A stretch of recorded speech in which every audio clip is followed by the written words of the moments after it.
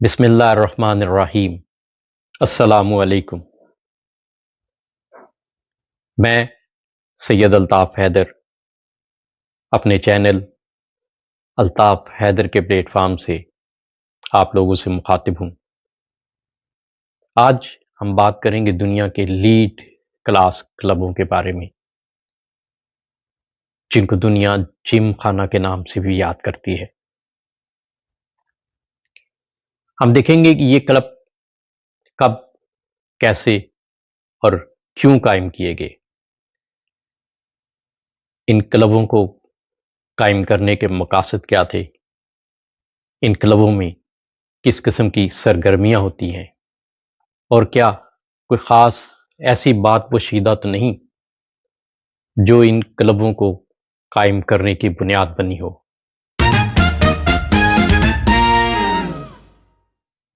اور پھر ستمبر 1965 میں جب انڈین فوج نے پاکستان پر اچانک حملہ کر دیا اور انڈیا کے جرنیلوں نے لاہور کو فتح کرنے کے خواب بھی دیکھنے شروع کر دیے، تو انہوں نے کہا کہ ہم کل صبح کا ناشتہ لاہور میں کریں گے، اور یہ پرتکلف ناشتہ کرنے کے لیے لاہور جم خانہ کا نام ہی کیوں تجویز کیا گیا۔ تو چلیے دوستو، ان سب باتوں سے پردہ اٹھاتے ہیں۔ آپ ہمارے ساتھ جڑے رہیے اور ویڈیو کو اینڈ تک دیکھیے گا۔ تو دوستو، جم خانہ ایک اینگلو انڈین نام ہے۔ جم سے مراد جمنیزیم اور خانہ سے مراد گھر، یعنی ایک ایسی جگہ جہاں صحت مندانہ سرگرمیاں مہیا کی جائیں اور ان کے ساتھ ساتھ وہاں گھر کا ماحول بھی میسر ہو۔ وہ جمنیزیم نہ لگے، جم خانہ لگے۔ یہ کلب برصغیر ایشیا میں پاکستان، انڈیا اور دوسرے ایسے ممالک میں قائم کیے گئے جہاں جہاں پر انگریز بہادر کی حکومت قائم تھی۔ مثلاً اس میں کینیا، افریقی ممالک، سری لنکا، آسٹریلیا، آئرلینڈ اور کامن ویلتھ کے دیگر ممالک بھی شامل ہیں۔ ان کلبوں کے بنانے کا مقصد برٹش لیڈ کلاس کو صحت مندانہ سہولتیں فراہم کرنے کے ساتھ ساتھ ان کی فیملیوں کو بھی انٹرٹین کرنا مقصود تھا، اور ان کلبوں میں انڈور آؤٹ ڈور گیمز کھیلنے کے لیے ہر طرح کی پچ مہیا کرنا مقصود تھا۔ مثلاً billiard, squash, badminton, table tennis, hockey, football, cricket اور خاص طور پر ان کی مقبول ترین گیم گولف کے لیے گراؤنڈ کو مہیا کرنا۔ اس کے علاوہ لائبریریز، میٹنگ ہال اور ان کی فیملیز کو انٹرٹین کرنے کے لیے بار اور طرح طرح کھانوں کے لیے ریسٹورنٹ، ڈانس ہال، یہ سب سہولتیں مہیا کرنا ان کلبوں کی ذمہ داری تھی اور ان کلبوں کے مقاصد تھے۔ تو چلیے دیکھتے ہیں پہلے 5 بڑے کلبوں کی بنیاد کب کب پڑی۔ اور سب سے پہلے آتا ہے بامبے جم خانہ کلب، جس کی بنیاد 1875 میں رکھی گئی۔ اس کے ٹھیک 3 سال بعد 1878 میں لاہور جم خانہ کلب کی بنیاد رکھی گئی، اور اسی طرح 1884 میں ٹھیک 6 سال بعد مدراس جم خانہ کلب کی بنیاد رکھی گئی۔ پھر باری آتی ہے کراچی جم خانہ کلب کی، جس کی بنیاد 1886 میں رکھی گئی، اور پھر 27 سال بعد دہلی جم خانہ کلب کی بنیاد رکھی جاتی ہے۔ تو دوستو،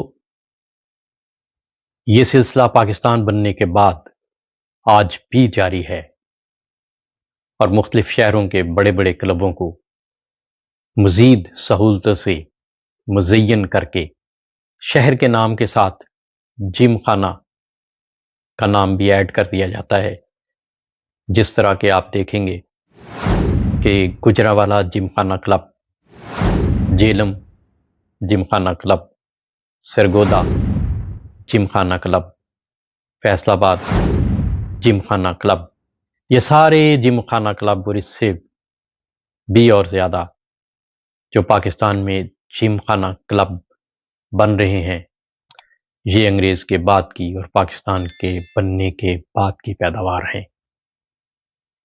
لیکن اصل جم خانہ کلب کو فروغ دینے والا برٹش دور ہی تھا۔ ان کلبوں کی شہرت اور مقبولیت کا اندازہ ہم اس ایک چھوٹے سے واقعے سے ہی لگا لیتے ہیں۔ اچانک ستمبر 1965 میں انڈیا پاکستان پر حملہ کر دیتا ہے اور ہماری پاک فوج اس اچانک حملے کے لیے بالکل تیار نہ تھی، اور انڈین فوج نے حالات اپنی فیور میں دیکھتے ہوئے انڈین جرنیلوں نے یہ امید لگا لی، یہ خواب دیکھ لیا کہ آج رات ہم لاہور فتح کر لیں گے اور کل صبح کا جو ناشتہ ہے وہ ہم لاہور جم خانہ کلب میں کریں گے، اور یہاں پھر لاہور کے حسن کو دوبالا کرنے والی نہر BRB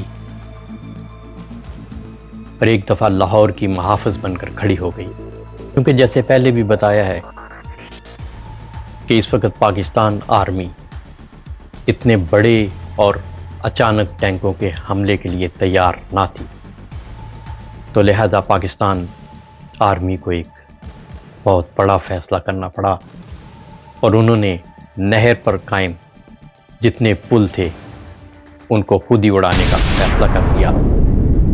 نہ کہ پل اڑائے بلکہ نہر کا پانی بھی پاکستان اور بھارت کی سرحدوں کے درمیانی علاقے میں چھوڑ دیا گیا، اور اس علاقے میں ایک سیلاب کی صورتحال پیدا ہو گئی۔ زمین نے دلدل کی صورت اختیار کر لی، اور جس کی وجہ سے انڈین آرمی کو منہ کی کھانا پڑی، اور اتنے میں پاکستان آرمی کو پیچھے سے بہت بڑی کمک بھی حاصل ہو گئی، اور جس کی وجہ سے دشمن اپنے سارے خواب اپنی جاگتی ہوئی آنکھوں میں لیے ہوئے واپس بھاگنے پر مجبور ہو گئے، اور اس طرح اس نہر نے انڈین آرمی کا وہ خواب کہ کل صبح کا ناشتہ ہم جم خانہ لاہور میں کریں گے بکھیر کے رکھ دیا۔ تو دوستو، جم خانہ کلبوں کے بارے میں یہ مختصر سی معلومات آپ لوگوں کی دلچسپی کو مد نظر رکھتے ہوئے اکٹھی کی گئیں۔ امید ہے آپ کو ویڈیو پسند آئی ہوگی۔ اگر یہ ویڈیو پسند آئی ہو تو لائک ضرور کر دیں، اور کمنٹس میں بھی اپنی رائے کا اظہار ضرور کیجیے گا، اور پھر ملیں گے کسی اور اچھے سے واقعے کے ساتھ۔ تب تک کے لیے اللہ حافظ۔